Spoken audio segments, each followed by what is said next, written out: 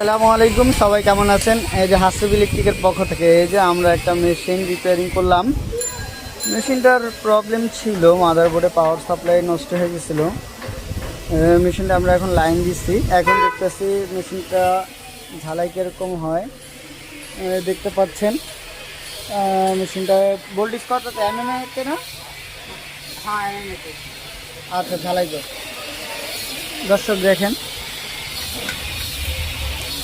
এটা কত এম্পিয়ারে আছে,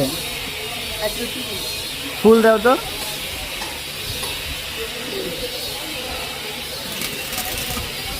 ভোল্টেজ কি কোনো ছাড়ে?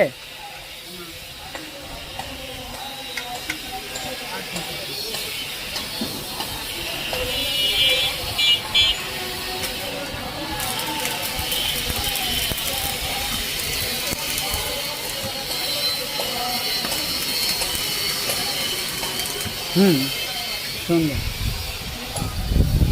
আবার কোনো একটা ভিডিওতে দেখা হবে। আল্লাহ হাফেজ।